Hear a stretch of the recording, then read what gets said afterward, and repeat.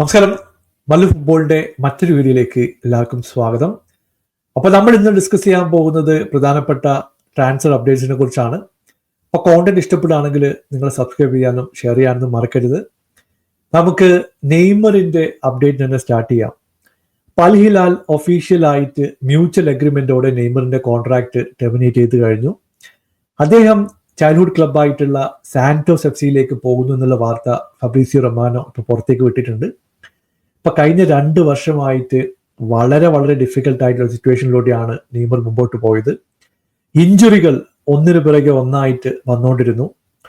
ഇപ്പൊ ACL പോലുള്ള ഇഞ്ചുറിക്ക് വന്ന് തിരിച്ചു വരിക എന്ന് പറയുന്നത് അത്ര ഈസി ആയിട്ടുള്ള ഒരു കാര്യമല്ല. ഇപ്പൊ ബ്രസീലിന് വേണ്ടിയിട്ടും അൽ ഹിലാലിന് വേണ്ടിയിട്ടും പല കപ്പ് കോമ്പറ്റീഷനിൽ നിന്നും അദ്ദേഹത്തിന് പുറത്തിരിക്കേണ്ടി വന്നത് ഇഞ്ചുറി കൊണ്ട് മാത്രമാണ്. അദ്ദേഹത്തിന്റെ ഏജും ഇഞ്ചുറി ലിസ്റ്റൊക്കെ കൺസിഡർ ചെയ്യുമ്പോൾ ഒരു ആപ്റ്റ് ആയിട്ടുള്ള മൂവായിട്ടാണ് എനിക്ക് തോന്നിയിട്ടുള്ളത്. എന്തായാലും അദ്ദേഹം റിട്ടയർ ചെയ്യാൻ പോകുന്നു എന്നുള്ള റൂമറും പരക്കെ നമ്മൾ കേൾക്കുന്നുണ്ട്. ചിലപ്പോൾ ഒരു ക്ലബൊക്കെ വാങ്ങി ഓണർഷിപ്പിലൂടെ ഒരു പുതിയ നെയ്മറായിട്ട് വരാനുള്ള സാധ്യത നമുക്ക് തള്ളിക്കളയാൻ പറ്റില്ല. എന്തായാലും പൂർവാധിക ശക്തിയോടെ നെയ്മർ ഫോമിലേക്ക് തിരിച്ചു വരട്ടെ. മറ്റൊരു ന്യൂസ് നമ്മൾ കേൾക്കുന്നത് മാഞ്ചസ്റ്റർ യുണൈറ്റഡിന്റെ സൈഡിൽ നിന്നാണ്. പാട്രിക് ഡോർഗുനെ സൈൻ ചെയ്യാൻ വേണ്ടി യുണൈറ്റഡ് ശക്തമായിട്ട് രംഗത്തുണ്ട്. അപ്പൊ 40 മില്യൺ ഒരു എമൗണ്ട് ആണ് ലീച്ച ഇപ്പോൾ ചോദിക്കുന്നത്. നമുക്കറിയാം അദ്ദേഹത്തിന് ഫുൾ ബാക്ക് ആയിട്ടും വിങ്ങർ ആയിട്ടൊക്കെ കളിക്കാനുള്ള പ്രാപ്തിയുണ്ട്. എനിക്ക് തോന്നുന്നു നെക്സ്റ്റ് 24 to 48 അവേഴ്സിനുള്ളിൽ തന്നെ ഈ ഡീല് ക്ലോസ് ചെയ്യാൻ യുണൈറ്റഡിന് പറ്റും എന്നുള്ളൊരു വാർത്ത പല സോഴ്സിൽ നിന്നും പുറത്തേക്ക് വരുന്നുണ്ട്. അതിനു മുമ്പ് തന്നെ ചിലപ്പോൾ പുള്ളിയെ സൈൻ ചെയ്തേക്കാം. കൂടുതൽ വിവരങ്ങൾക്കായിട്ട് നമുക്ക് കാത്തിരിക്കാം. മറ്റൊരു ന്യൂസ് നമ്മൾ കേൾക്കുന്നത് ആസ്റ്റൺ വില്ലയുടെ സൈഡിൽ നിന്നാണ്. ചെൽസിയിൽ നിന്നും ഡിസാസിയെ സൈൻ ചെയ്യാൻ വേണ്ടി ആസ്റ്റൺ വില്ല ശ്രമിക്കുന്നുണ്ട്. ഒരു ലോൺ ഡീലിലൂടെ പുള്ളിയെ കൊണ്ടുവരാൻ വേണ്ടിയിട്ടാണ് വില്ല ശ്രമിക്കുന്നത്. നമുക്കറിയാം ഹിറ്റ് ആൻഡ് മിസ് ആയിട്ടുള്ള പല പെർഫോമൻസുകളും ഡിസാസിയുടെ സൈഡിൽ നിന്ന് ഡിഫൻസിൽ നമ്മൾ കാണാറുണ്ട്. പുള്ളിയുടെ ഫുൾ സാലറി കവർ ചെയ്യാമെന്ന് ആസ്റ്റൺ വില്ല ഉറപ്പ് കൊടുത്തു കഴിഞ്ഞു. അപ്പൊ ഡിസാസിയുടെ സൈഡിൽ നിന്ന് ഗ്രീൻ ലൈറ്റ് വന്നു കഴിഞ്ഞു. ഇനി തീരുമാനം എടുക്കേണ്ടത് ചെൽസിയാണ്. എന്തായാലും കൂടുതൽ വിവരങ്ങൾക്കായിട്ട് നമുക്ക് കാത്തിരിക്കാം.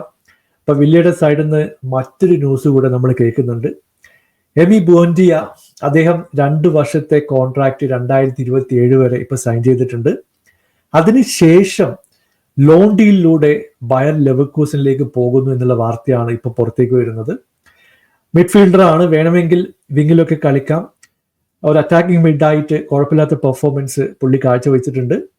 എന്തായാലും ബയർ ലെവർകൂസനിൽ നല്ലൊരു ഓപ്പർച്യൂണിറ്റിയാണ് പുള്ളിക്ക് കിട്ടാൻ പോകുന്നത്. നല്ലൊരു പെർഫോമൻസുമായി മുമ്പോട്ട് പോകട്ടെ എന്ന് പ്രതീക്ഷിക്കുന്നു. മറ്റൊരു ന്യൂസ് നമ്മൾ കേൾക്കുന്നത് ബാഴ്സലോണയുടെ സൈഡിൽ നിന്നാണ്. നമുക്കറിയാം പെഡ്രി ആയാലും അരോഹ ആയാലും പുതിയ കോൺട്രാക്റ്റിനായിട്ട് ഏതാണ്ട് എഗ്രിമെന്റ് ആയി കഴിഞ്ഞു. ഇപ്പോ ഗാവിയുടെ സൈഡിൽ നിന്ന് ഒരു പോസിറ്റീവ് ന്യൂസ് ആണ് നമ്മൾ കേൾക്കുന്നത്. 2031 വരെ കോൺട്രാക്ട് സൈൻ ചെയ്യാൻ വേണ്ടി ഗാവി റെഡിയാണ്. വെർബൽ അഗ്രിമെന്റ് ഓക്കെ ആയി എന്നുള്ള വാർത്ത പല സോഴ്സിൽ നിന്നും ഇപ്പൊ പുറത്തേക്ക് വരുന്നുണ്ട്. അദ്ദേഹത്തിന്റെ റിലീസ് ക്ലോസ് നിങ്ങൾ കേട്ട് കഴിഞ്ഞാൽ ഞെട്ടുന്നുള്ള കാര്യത്തിൽ യാതൊരു സംശയവും ഇല്ല. 1 ബില്യൺ യൂറോസിന്റെ ഒരു റിലീസ് ക്ലോസ് ആണ് ഗാവിയുടെ കോൺട്രാക്റ്റിൽ ബാഴ്സ ഇൻക്ലൂഡ് ചെയ്യാൻ പോകുന്നത്. നമുക്കറിയാം വളരെ വളരെ ഫ്യൂച്ചറിസ്റ്റിക് ആയിട്ടുള്ള ഒരു മിഡ്ഫീൽഡറാണ്. ഇനി ഏത് ലെവൽ വരെ പുള്ളി പോകുന്നുള്ള കാര്യം നമുക്കറിയില്ല. അതുകൊണ്ടായിരിക്കാം ബാഴ്സ ഇങ്ങനെയൊരു കോൺട്രാക്ട് ക്ലോസ് വെച്ചത് എന്ന കാര്യത്തിൽ യാതൊരു സംശയവുമില്ല.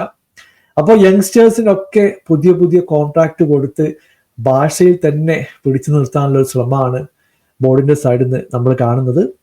മറ്റൊരു ന്യൂസ് ബാഴ്സയിൽ വരുന്നുണ്ട്. Eric Garcia.